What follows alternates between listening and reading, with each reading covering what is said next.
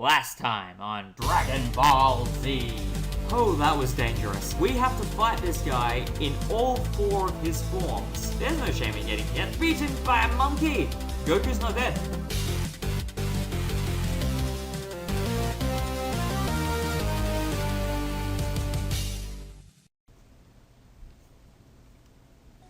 Some of you may have expected me to take a break after that first arc, but I promise you, my plan from the start was to do all 3 games in one hit.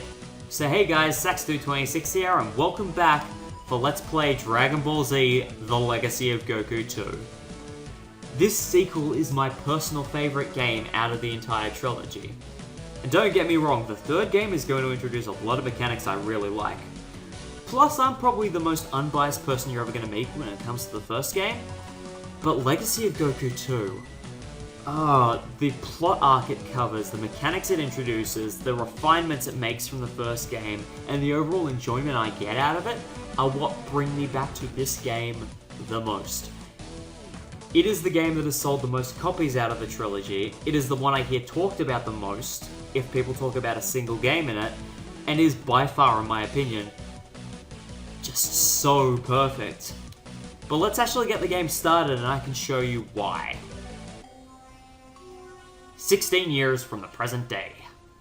2 androids with strength beyond comprehension appeared from out of nowhere. One by one, the heroes of Earth were destroyed. It is the beginning of a new era on Earth. An era of darkness. Right off the bat, the storytelling is way more dynamic and way darker. Trunks and Gohan are the last surviving descendants of a powerful alien race of warriors called the Saiyans. They may be the last hope for Earth. So the plot of this game starts from the movie History of Trunks. Because technically it is canon. And we're focusing on the young Trunks here, whose mentor is a Super Saiyan adult Gohan 16 years in the future. We've only seen Goku turn Super Saiyan, but this shows that Gohan has the capacity to do so. Also, he's missing an arm. We are all of the Z fighters that are left. Everyone else is gone. But at least we've got a nifty new HUD to work with. The menu system has been improved so much since the first game. It is clear, it is concise, it is dynamic, and it's giving you things to look forward to. Plus it shows there's a lot more depth going into your leveling. The HUD's also a lot more refined, and the combat, the combat, my goodness. The way the flourishes work for Melee just looks so good, and there's so much personality in them. But we've actually got to learn how to use it. So Gohan's going to teach us how to use Melee on boulders. You're going to see boulders everywhere, destroying them will have goodies inside. And Gohan specifically wants us to instead use Energy Blast, which you can't charge now, but fire off really fast in this game. And Gohan is also trying to get us to focus on getting stronger so we can handle these androids. He's talking about his struggles and trying to push us to tap into that anger as well, the same way that Goku did when Krillin was killed by Frieza. Gohan's got a lot of faith in us, but Trunks unfortunately is missing something. And Gohan's saying he needs to find the right motivation before we were interrupted by a deafening earthquake. And Gohan, one-armed, is ready to run into battle right off the bat. Now, the important thing about the destroyable blocks is that they'll sometimes have health or energy pickups in them. So you don't have to rely on everything filling in yourself or just using healing items. Also, Trunks doesn't want Gohan to do anything stupid because yes, he's got more experience and is stronger, but Trunks doesn't want him going. We're all that's left of the Z fighters. And it's like a solid bonding moment, but of course Gohan, in his infinite wisdom and his humbleness, he doesn't want to see us getting hurt, which means he would rather sacrifice himself than let us get hurt. You gotta both love and hate him at the same time. Key thing on the note of flying, it has been completely omitted from the game with one exception. Area progression is done through flight circles. This is a far less broken way of doing the flying, and it actually melds together with the way levels are laid out very nicely. Plus I love the splash screens for areas you go into. So now we're here in the destroyed ruins of Peppertown. Peppertown?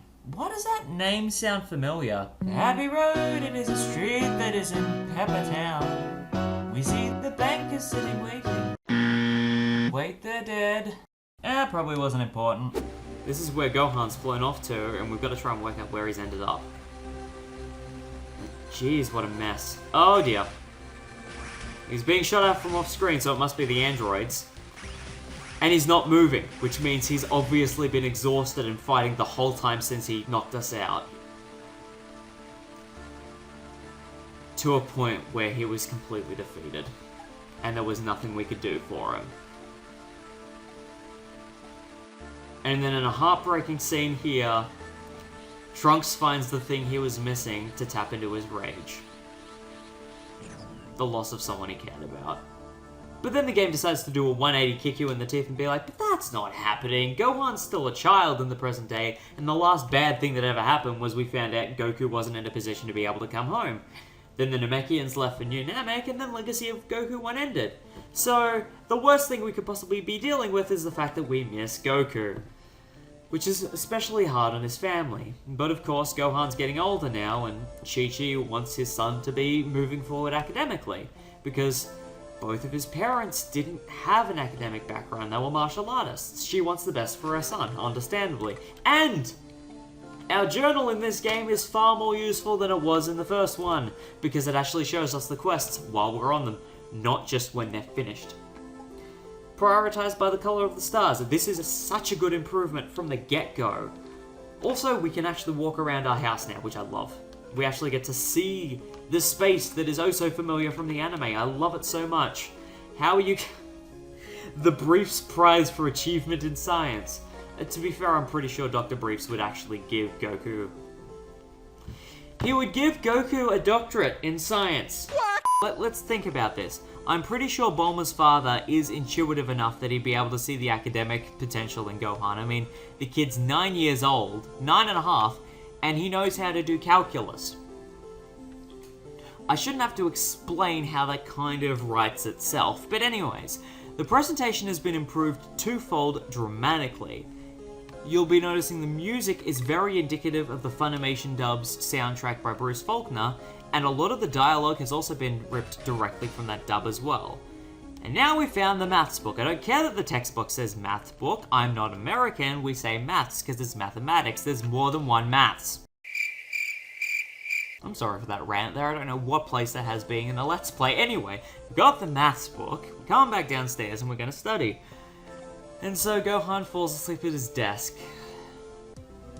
And this is all very indicative of the first episode of the second arc in the anime, albeit with a couple of changes. But even now, we go out the window, we explore East District 439 for the second time. And you'll be noticing there's quite a lot of familiar set pieces from the first game, like we've still got Grandpa Gohan's hut over here, which we can investigate, but we don't have the key to the door. We got the well, we got Goku's house, obviously, and, like, we've even got squirrels running around the forest. But the level of detail and the charm and the immersion, I mean, there's even rocks around that we can punch. The level of presentation quality has increased dramatically since the first game, and everything just looks so much better proportioned. And that music. We are in the first part of this game, and this is my favorite track in the entire game, possibly even the whole franchise. And when you get to hear this song in the anime, the brief number of times it's in there, it is wonderful. Anyways, left of the house, we found a power capsule. In the second game, capsules are used to boost your main three stats: power, strength, and endurance, which correspond to your use of ki, your use of melee combat, and the amount of damage you take respectively. The way you fight in battles when you gain experience is going to determine how that levels up. And while I'm going to be getting capsules quite a lot throughout the game, I'm going to avoid using them as much as possible until it's absolutely necessary to balance some characters out. Another major change is to the save points. These are now ratcheted to actual platforms rather than actively being in the menu all the time. And I actually really like this setup. It sort of helps cement locations and give you a better sense of progression throughout areas rather than just being able to save wherever. And possibly the best change to the control is the fact that not only can we move in 8 directions, we can now run as well by double tapping the directional buttons. This is so... We've been playing for about 10 minutes, and the game has already improved so dramatically it's insane. But now, progression. Levels mean a whole lot more now with the inclusion of level barriers. The color is indicative of the character, and the number is what level you have to be to break it. Gohan starts off at level 1, so we can't break the level 2 barrier with punching or with energy. So we gotta keep going past that and continue going through the forest. The game is gonna focus on RPG elements a whole lot more now with this fleshed out setup. And hey, look, it's Goku! In the middle of the fog! Just chilling outside the back of the forest. But I mean, it's good that he's here, because I mean, it's Legacy of Goku. If he wasn't in the game, that'd be a bit concerning, wouldn't it? But what's also more concerning is the fact that Gohan's asking him questions and he's not saying a whole lot. That's a bit weird, isn't it? What's also weird is that it's not Goku, it was actually Frieza. Guess what? Final Form Frieza is our tutorial boss. Gohan, what have you got yourself into? Combat has been changed considerably from the first game because now invincibility frames can't be abused to avoid damage. The combat is a lot more balanced and energy blasts can be spammed a lot more like in the anime, which means they also cancel each other out. This, out of the 3 games, is the most balanced, in my opinion, way of doing a basic energy blast. And what you're gonna see is, even using just regular energy blasts ended up sometimes, being some of my favorite ways to play this game because it feels like I'm in the anime.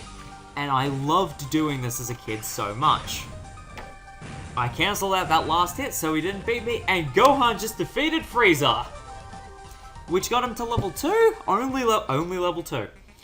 Okay, but anyway, we get a point into strength, power, and endurance respectively, and that's pretty good. And then Gohan wakes up in his room. Completely ripped out of the first episode of the second arc. This is very much dialogue ripped directly from the anime episode. And we can physically sense Frieza even though he was in that dream. And now the phone's going off. And Chi-Chi isn't moving. Well, okay, Mom, I guess I'll get it then, because I'm closer. Not a problem. All good. Just let the 9-year-old answer the phone after just having a boss fight against the end boss of the last game. But yay, Krillin's giving us a call because he's also sensing Frieza's energy as well. In fact, in spite of not having a nose, funny thing, he can physically smell him as well. So Gohan hid his Saiyan battle armor from planet Namek in the cave, in the forest, out the back of the house. Now that we're properly awake and we've finished our study, actually, let me just check with Chi-Chi first. Have we? Yep. Okay, good. I'm just making sure we didn't, just jump out the door and just go against our mother's wishes. That'd be a bit concerning. But yeah, now that we know for certain that we can sense Frieza's energy, we're gonna head to the cave, now that we're level 2, and go get our Saiyan battle armor. It's a really nice touch, these tiny things that make callbacks to the first game, but also are ripped directly from the dialogue. Also, I want to check the area where we fought Goku Frieza. Yeah, so the fog's gone, there's just a bunch of flowers, and there's just a squirrel running around. Nothing too extravagant. I don't think we ever actually need to go back to the map area, so I think we can leave that for now. But we can progress into the cave. And we find treasure chests! Alright! Saiyan battle armor, equipped immediately. There we go, and it actually changes our portrait as well, which I really appreciate. The fine-tuned details of subtle changes of the characters just make it really wholesome. And look at that! There's a world map sign right there that lets us go to different locations, but first, look. That is basically the first 3 parts of Legacy of Goku there across the horizon. That's going to give you a solid idea to the scale that this game is going to compared to the first one, including the fact that flying, rather than being on the R button now, is relegated to world map progression. And this, the map is pulled straight from the anime world, and every location is a specific location relevant to plot. In particular, while it's kind of generically named, we need to be going to the Northern Wastelands, because this is where Krillin said he was sensing Frieza's energy. And these guys are our next new enemies, Ladybugs. They shoot out lightning beams that deal some pretty decent energy damage, but we can deal with them no problem. Actually, I should probably heal up Gohan. Thank you for the roast chicken. Okay, come on. I'm not too fond of the ladybugs, but I do like the fact that they're a callback to the Red Ribbon Army from Advanced Adventure. While it's a lot harder to see because of the sprites, they actually have the insignia on them as one of the robots the Red Ribbon Army manufactured. Quite a nice touch. Also, we've got tiger bandits everywhere, so they're a far more decent challenge than the ladybugs were. Love doing that. And now Gohan's reached level 3. I focused on using a lot more melee in a lot of that combat, so that translated to Gohan's strength going up more than his power and endurance. You're gonna start getting concerned if your endurance never changes, because having more health as the game goes on is going to be very helpful. Also, not every kind of character will use energy the same way, as you saw the ladybugs were shooting out laser beams and I'm shooting out ki blasts. Give me that roast dinner. Also, there's just an Namekian, like, sitting there, but we can't do anything about that. Also, Goku is in this game, but we can't go through that barrier until we unlock him, which, you know, if he's gonna land soon, hopefully that'd be soon, right? Right? I mean, I can be hopeful, I hope. But yeah, let's get a heal for the energy, that's good, and deal with some more Tiger Bandits. The more my health goes down, I do feel more comfortable using energy blasts, and considering how centric the universe is on the use of energy and ki, I don't think that's too uncharacteristic. Keeping my health up would be a good move though, and unfortunately because everything is in rocks, that does mean sometimes you do wish you had more options to heal. But I think it's still pretty balanced, which is great. I want to get up that last sliver though, because I'm not too happy with how that's sitting. So I'm going to respawn those enemies and try and get a bit more of my health back, because when I level up it also refills my health and my ki. And I could go for some of that right now. Level 4. Boost the power and endurance, because I was taking a lot of damage and keeping a distance while fighting. See, everything all comes into play in a very balanced sense. If you go a whole level without taking any damage, the game is going to interpret that as meaning you don't need extra health. But anyways, game saved. Armored for battle, Gohan flies to meet the Z Warriors, but is the threat of Frieza truly coming to the planet Earth? Find out on the next exciting episode of Dragon Ball Z.